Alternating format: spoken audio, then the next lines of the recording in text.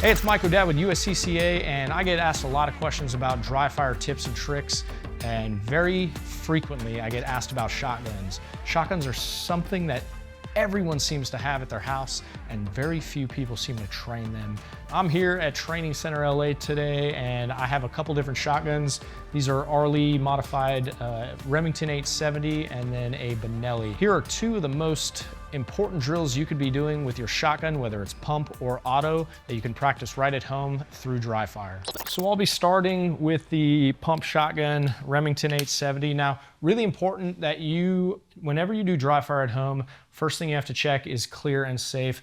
With a shotgun, I always look inside, but then I also want to check the tube, because if I feel anything in that tube, big mistake. I have multiple shooting clients who I train with who have told me that they have sent a round off with a shotgun. It seems to be more common than with a pistol, and I believe it's because of lack of training and familiarity with these things. So always make sure clear and safe, get a white light check or even a finger check.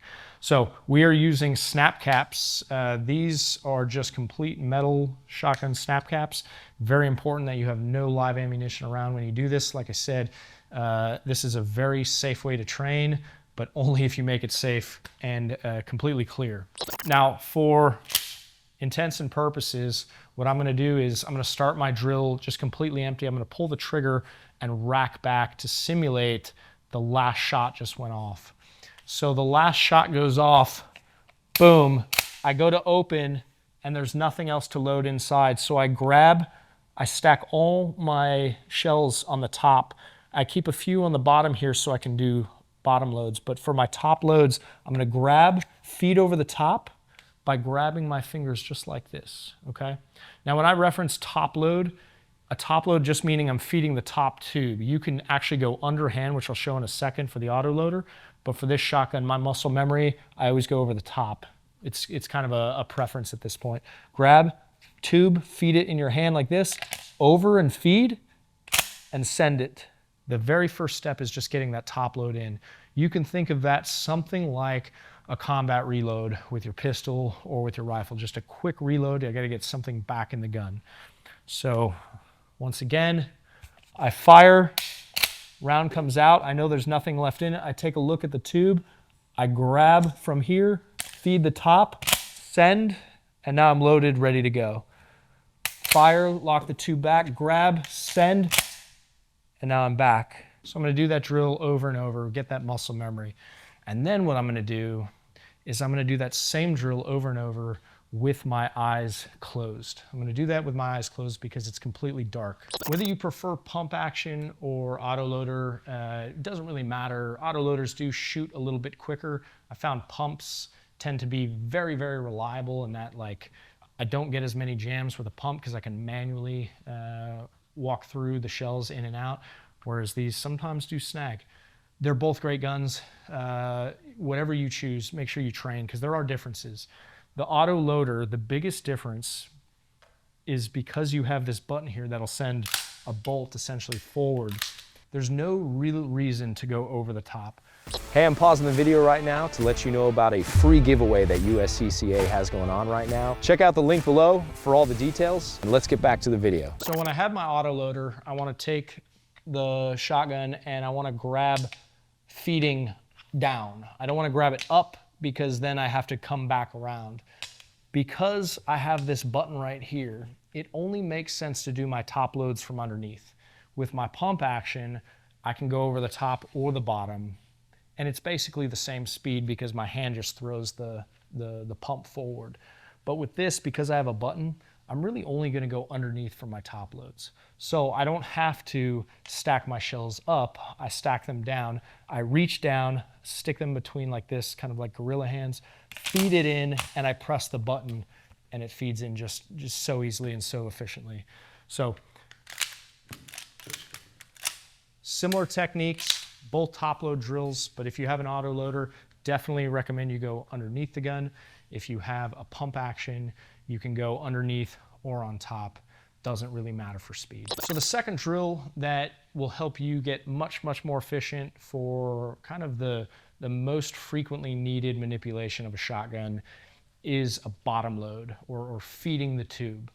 So my real world experience from this was as a breacher overseas or even in training, we would go up to the door with essentially a shotgun on our back with nothing in the chamber and a tube full of shells. So the first thing I would do is I would walk up to a door and I would rack and chamber around.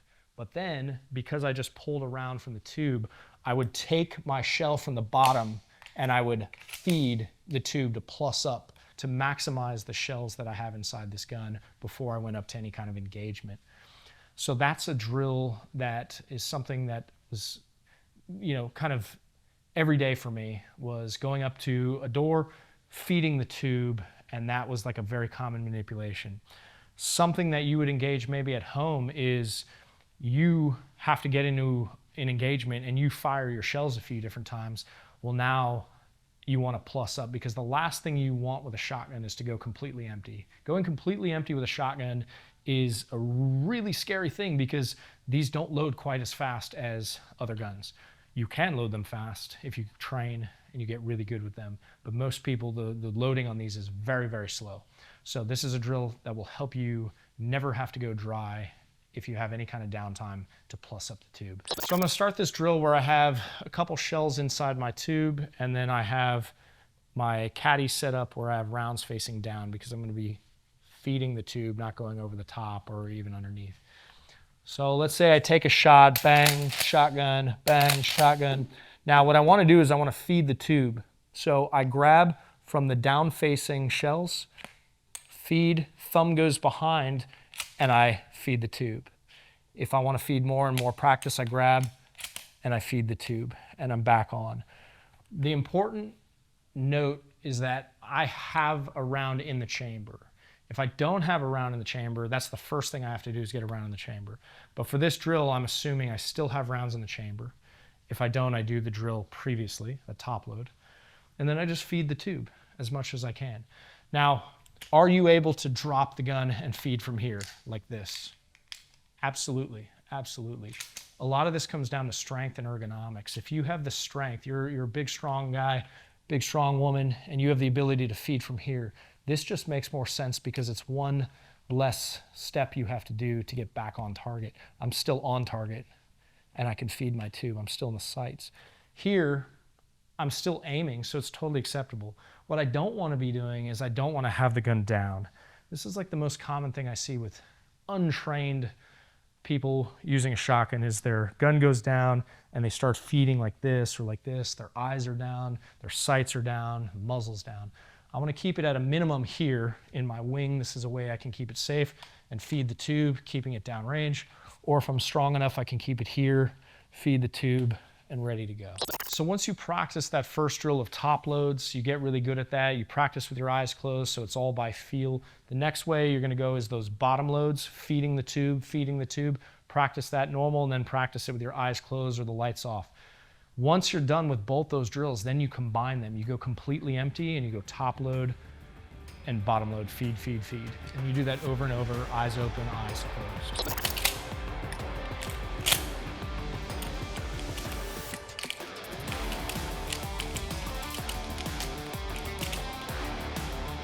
There you have it.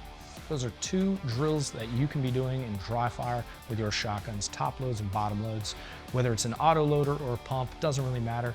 The most important thing is that you get in your garage and you practice your dry firing. If it's worth owning and worth having in your closet or your bedside stand to protect you and your family, it's worth training.